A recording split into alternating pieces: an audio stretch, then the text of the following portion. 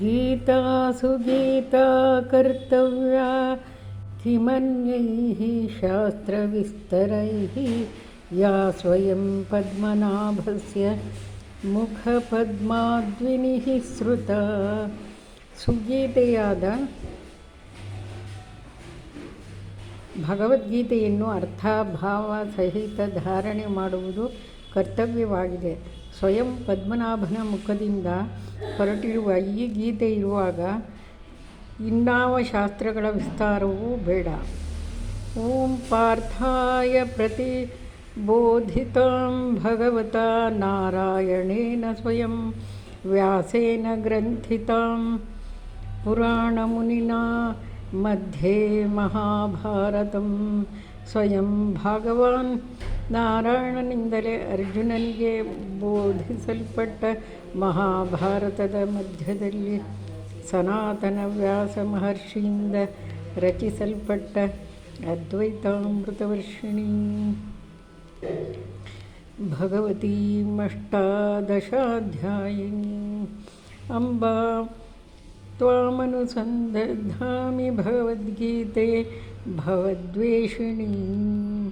ಅದ್ವೈತದ ಅಮೃತವನ್ನು ಮಳೆಗರೆವ 18 ಅಧ್ಯಾಯಗಳಿಂದ ಕೂಡಿರುವ ಭಗವತಿಯೇ ಪುನರ್ಜನ್ಮಗಳನ್ನು ದಾಟಿಸುವ ತಾಯಿ. ಭಗವದ್ಗೀತೆಯೇ ನಿನ್ನ ಅಧ್ಯಯನ ಮಾಡುವೆನು. ನಮೋಸ್ತುತೆ ವ್ಯಾಸ ವಿಶಾಲ ಬುದ್ಧೇ ಪುಲ್ಲಾರವಿಂದಾಯತಪತ್ರನೇತ್ರ ಯೇನ ತ್ವಯಾ ಭಾರತ ತೈಲಪೂರ್ಣಃ ಪ್ರಜ್ವಾಲಿತೋ ಜ್ಞಾನಮಯಃ ಪ್ರದೀಪಃ. ಅತ್ಯಂತ ಬುದ್ಧಿಶಾಲಿಯಾದ ಪ್ರಾಜ್ಞನಾದ ಪೂರ್ಣವಾಗಿ ವಿಕಸಿತಗೊಂಡ ಕಮಲದಳದಂತಹ ಕಣ್ಣುಗಳಿರುವ ಯಾರಿಂದ ಜ್ಞಾನದ ಜ್ಯೋತಿಯು ಮಹಾಭಾರತವೆಂಬ ತೈಲದಿಂದ ಬೆಳಗುತ್ತಿದೆಯೋ ಅಂತಹ ವ್ಯಾಸರಿಗೆ ನಮಿಸುವೆನು.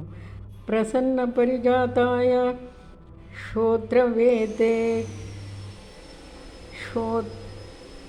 ಪ್ರಸನ್ನ ಪಾರಿಜಾತಾಯ ಸ್ತೋತ್ರವೇತೈಕಪಾಣಯೇ ಜ್ಞಾನಮುದ್ರಾಯ ಕೃಷ್ಣಾಯ ಗೀತಾಮೃತ ದುಹೇ ನಮಃ. ಶರಣಾಗತರಿಗೆ ಕಲ್ಪವೃಕ್ಷದಂತೆ ಬಯಸಿದ್ದನ್ನು ಕೊಡುವ ಒಂದು ಕೈಯಲ್ಲಿ ಚಾಟಿಯಿರುವ ಇನ್ನೊಂದರಲ್ಲಿ ಜ್ಞಾನದ ಮುದ್ರೆ ಇರುವ ಭಗವದ್ಗೀತೆಯ ಅಮೃತವನ್ನು ಹಾಲು ಕರೆದಂತೆ ಕರೆದಿರುವ ಕೃಷ್ಣನಿಗೆ ನಮಸ್ಕಾರಗಳು. ಸರ್ವೋಪನಿಷದೋ ಗಾವೋ ದೋಗ್ಧ ಗೋಪಾಲನಂದನಃ ಪಾರ್ಥೋ ವತ್ಸಃ ಸುಧೀರ್ಭೋಕ್ತ ದುಗ್ಧಂ ಗೀತಾಮೃತಂ ಮಹತ್.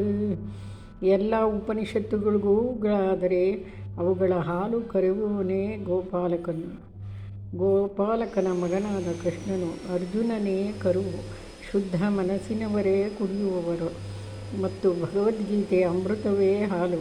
ವಸುದೇವಸುತಂ ದೇವಂ ಕಂಸಚಾಣೂರಮರ್ದನಂ ದೇವಕೀ ಪರಮಾನಂದಂ ಕೃಷ್ಣಂ ವಂದೇ ಜಗದ್ಗುರುಂ.